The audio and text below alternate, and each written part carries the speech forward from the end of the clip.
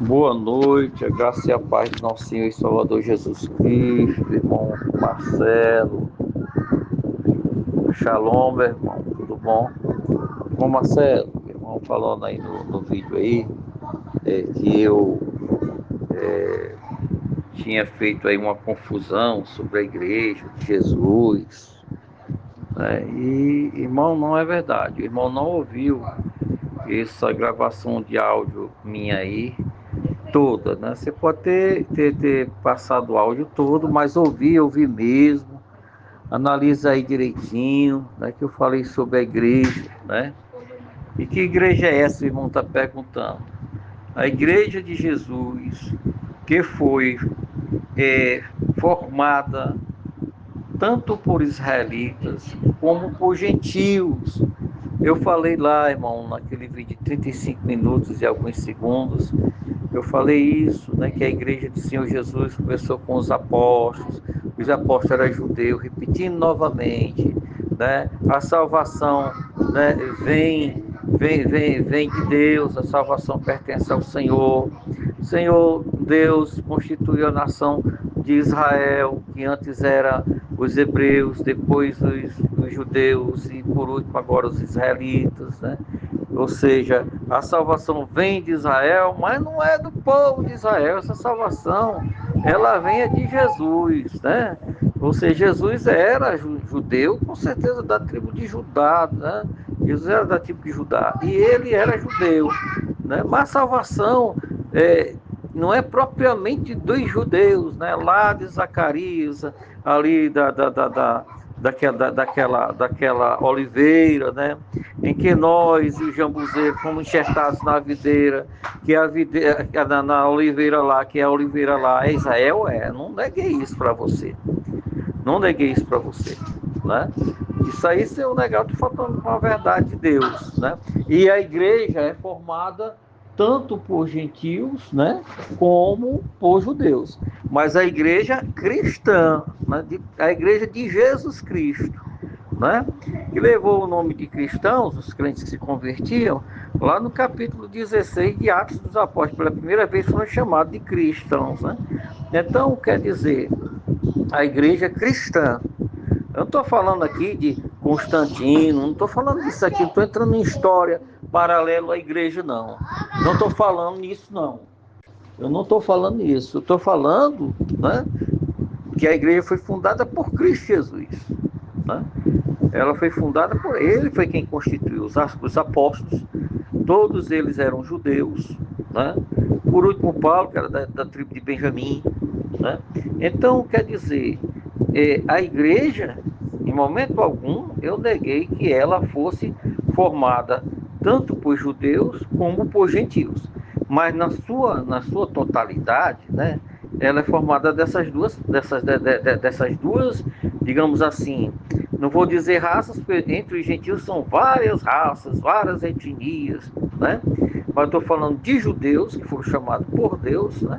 E por gentios, que são os demais povos, tribos, línguas e nações da terra, né? Então, meu irmão, você que está equivocado aí, irmão, ouviu, pode ter ouvido, mas o irmão passou desapercebido aí onde eu falei isso, né? Por conta de quê? Né? Por conta do irmão falar de uma forma como se eu não tivesse de comum acordo que a igreja fosse formada tanto de judeus como de gentios, né? E até hoje Jesus continua salvando, né? Então, de vez em quando um judeu está aí aceitando de fato o verdadeiro evangelho de Jesus Cristo, né? O verdadeiro Messias, lá da promessa de Isaías, né? E tem deixado e abandonado a sua crença judaizante ou judaica e tem realmente se voltado para Cristo, né? Tem se convertido de fato, né? Então, meu irmão, está explicado, né, que a igreja de Jesus ela é constituída, né, e isso se perdurar não só para este período de dispensação da graça, como assim se fala, né, dentro da teologia, né? Mas dentro da teologia que eu digo bíblica, cristã, não é dentro de métodos de interpretação teológica, não, né? Nós hoje vivemos essa dispensação da graça, por quê? Porque, de fato, né, a salvação é pela graça, por meio da fé. E isso não vem de vós, é dom de Deus, né? Salvação é uma graça de Deus para nós, né? É uma graça tão grande, tão maravilhosa, né? Que hoje não precisa mais fazer imolação de animais, ofertas de manjares, de ervas de farinhas, de pombinha, de cordeiros. Não preciso mais disso, né? Como é que é essa graça, né? Por meio da fé na pessoa bendita de Cristo Jesus, nosso Senhor. Entrando aí no decálogo aí dos 10 mandamentos, né, que Deus entregou a Moisés lá no monte, né, falando sobre isso aí, né, tem que o quê? Tem que se cumprir, né, com os mandamentos de Deus, sim, tem que se cumprir. Mas nem todos, né, aliás, todos, né, todos os homens de tribos, raças, nações, de todos os tempos, passado, presente e futuro, né, não conseguem guardar os 10 mandamentos. Não conseguem, né? É uma coisa que, na verdade, entra em debates, entram em discussões, mas o denominador comum de tudo isso chama-se Jesus Cristo de Nazaré. Jesus, ele foi o único que cumpriu com toda a lei, né? Tanto que diante dos doutores, escribas, fariseus, diante do povo que estava ali ouvindo ele perguntou: quem dentre vós me acusai de pecado, né? É como que quem dentre vós me acusai de que eu não sou cumpridor dos mandamentos de Deus? Quem dentre vós? Ninguém apontou o dedo, ninguém levantou a voz, porque Jesus Cristo, ele é perfeito, santo, puro. Na sua boca não foi achado engano, nas suas atitudes não foi achado os defeitos. Jesus Cristo, ele é perfeito. Ele é a oferta perfeita de Deus, o sacrifício expiatório e salvífico de Deus para remissão de todos os nossos pecados, né? Então, meu querido, Jesus formou a sua igreja de judeus, de gentios, mas dentro da igreja de Jesus, né, como sempre, desde o início, é mais formada por gentios do que propriamente judeus, né? Quando nós citamos que não é nós, João citou, João falou. E quem é João? Aquele discípulo que tinha mais intimidade com ele do que propriamente Paulo, que Paulo veio depois. Tu está dando ênfase aí a Paulo, eu dou ênfase tanto a um como a outro. Cada um deles tem o seu papel na história da igreja, na história do cristianismo, do verdadeiro cristianismo bíblico cristão. Então, quer dizer, ele diz quando ele diz assim, ele veio para que eram seus, né? Os seus quem? Os judeus, mas os judeus não receberam. Mas a todos quanto, independente de raça, irmão, de etnia, se é judeu ou se não, independente de nação, de povos, tribos e línguas, independente de quem seja, a todos quanto receberam, Deus deu-lhes o direito de serem chamados filhos de Deus, ao saber os que creem no seu nome, no seu nome. Lá no Monte Getsemane, na sua última oração sacerdotal, de João capítulo 17, versículo 17, por que a gente dá ênfase a João? Porque foi dentre os evangelhos, foi quem mais falou de Jesus no sentido do amor, da piedade, da compaixão, do perdão, do arrependimento, né? Do bom pastor que dá suas vidas pelas ovelhas e que essas ovelhas ouvem a sua voz e que diz que elas o seguem e eles as conhecem, de João capítulo 10, né?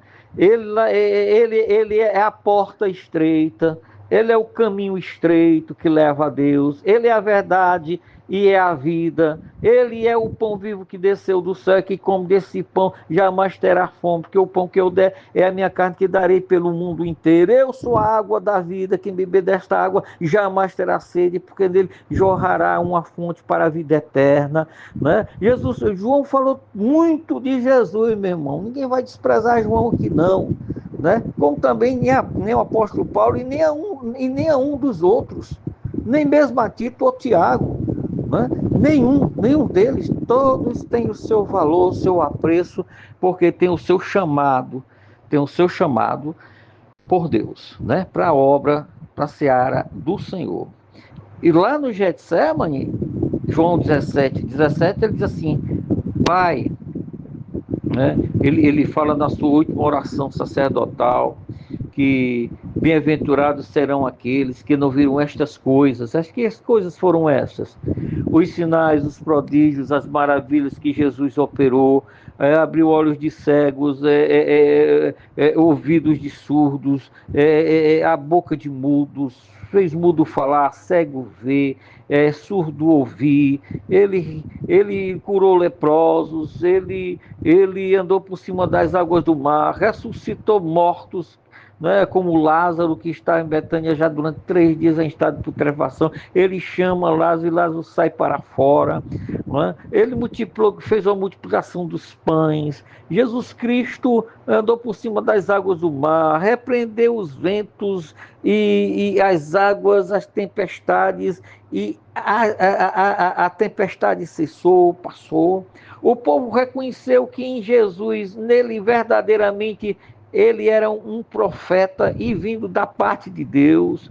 Jesus foi profeta, foi rei, sumo sacerdote, sacerdote dos sacerdotes, pastor e bispo de nossas almas, sumo sacerdote por excelência, rei dos reis e senhor dos senhores, lá de Apocalipse capítulo 19, não é? Então, meu querido, eu em momento algum eu neguei que Jesus Cristo formou a sua igreja, começando pelos judeus, e também amparou e salvou os gentios, e que esses gentios, na verdade, são como jabuzeiros que foram implantados lá naquela oliveira, lá do profeta Zacarias, né? Quando profetizando para a nação de Israel, e que em Abraão, nosso pai na fé, sim, é nosso pai na fé, Abraão, nosso pai da fé, né? E fala lá em Hebreus que pela fé Abraão creu que Deus o abençoou, né? E que lá em Gênesis a promessa de Deus para Abraão é que ele faria dele um grande povo, uma grande nação, e que haveria de abençoar todas as nações, todos os povos da terra, né?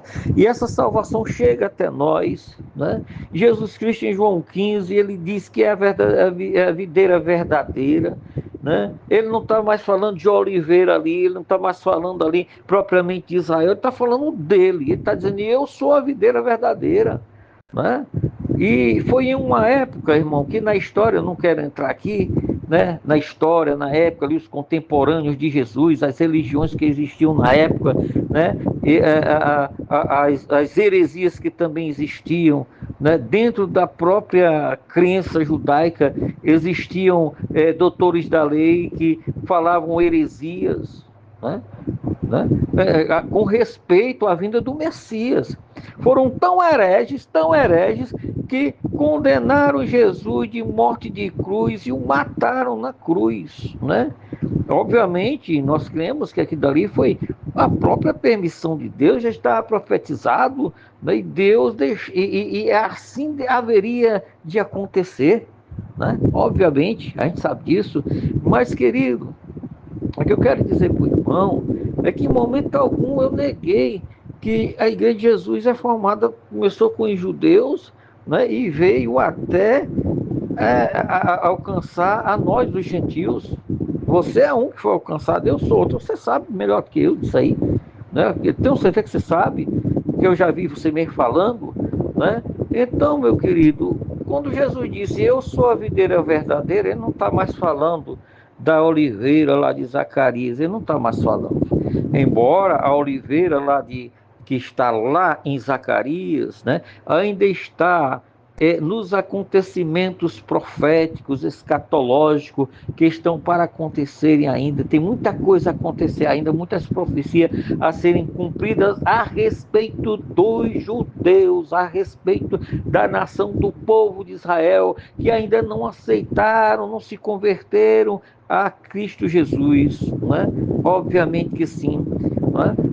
Como nos dias ali do período da grande tribulação. Mas voltando para João 15, meu querido, Jesus diz: eu sou a videira verdadeira. Jesus não dá mais, Jesus não está dando ênfase lá a Israel, não, a oliveira lá de Zacarias, não. Ele também com isso não está desprezando, não, é porque houve sim, né, por plano e propósito de Deus, né, um espaço de tempo para o povo e a nação de Israel.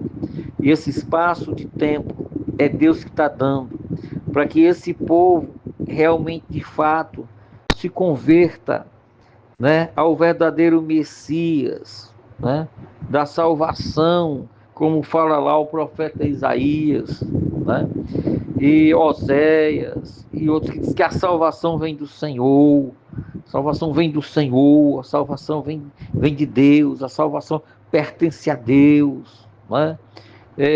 Meu querido, né? Jesus diz: eu sou a videira verdadeira, meu pai é o agricultor, né? É Deus quem cuida dessa videira, é Deus quem foi Deus que é Deus que plantou, regou, plantou, cuidou, né? E é Deus que vem cuidando, né? Obviamente, né? Mas Jesus Cristo, como essa videira verdadeira, ele vai e diz: e toda vara que estiver em mim e eu nele, este dará muito fruto. Porém, aquela que não der fruto será cortada e lançada fora, para que esta videira, né, ela dê mais frutos ainda. E esta videira chamada Jesus, né, que olhando hoje, lá está, né, de forma testamentária, como igreja do Senhor, formada por gentios, formada por israelitas, por judeus, né? É a igreja do Senhor, né, que tem que produzir os frutos, né, por estar nesta videira, por estar em Cristo Jesus. Nós somos os galhos, os ramos, que tem que produzir os frutos dignos de arrependimento, que tem que produzir os frutos do Espírito, que tem os dons espirituais, né? Que a igreja tem que cumprir com o legado que Cristo deixou lá de Marcos capítulo 16, e por todo mundo pregai o evangelho a toda criatura, quem crê em mim for batizado será salvo, quem não crê será condenado, e estes sinais seguirão os que crerem. Em meu nome expulsarão os demônios, falarão noutras línguas, e se beberes alguma coisa mortífera não sofrerá dano algum. A esta mesma igreja que ele fala em Mateus, no capítulo 28, o último capítulo de Mateus, né?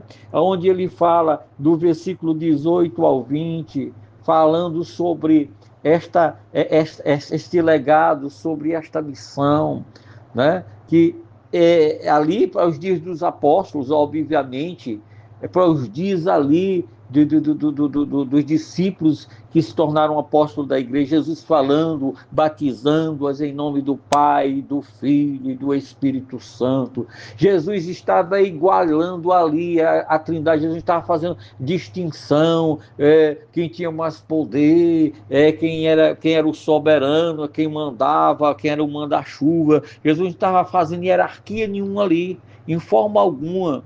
Não existe essa hierarquia, irmão.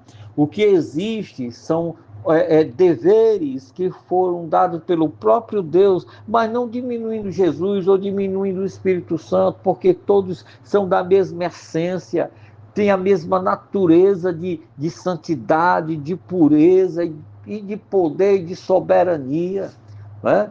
Esse negócio, porque existe uma hierarquia, existe sim, né? como eu disse desde o início, que Cristo Jesus veio como o servo fiel, obediente, o servo sofredor, de Isaías capítulo 53, né? Isso aí sim, isso aí eu não nego de forma nenhuma. E que existem profecias, muitas e várias, lá em Isaías.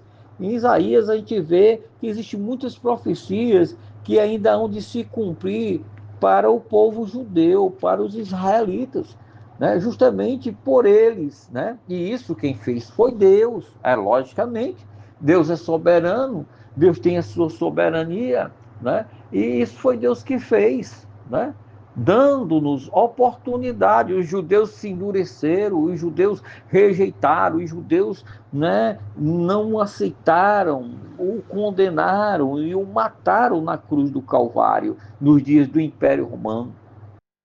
No entanto, meu querido, né, não existe esse negócio, porque existe uma hierarquia, né? Existe uma hierarquia. A Bíblia não fala nesta palavra, né, que há uma hierarquia é, entre Deus Pai, o Deus Filho e o Deus Espírito Santo. Muito pelo contrário, a Bíblia os iguala, como Jesus os igualou no batismo, não é? E batizando-os em nome do Pai, deu honra ao Pai, batizando-os em nome do Filho, deu honra ao Filho, a Ele mesmo, e deu honra ao Espírito Santo, ao Espírito de Deus, né? E que os três, na verdade, são um só. Afirmo isso sem ter medo de errar, meu irmão, certo? Né? Sem ter medo de errar, né? Eu não vou lhe dar aqui, essas são as passagens, né? Isso aí o irmão já crê do seu jeito, da sua maneira, e obviamente que o irmão está aí para reprovar tudo que eu for falar aqui, né?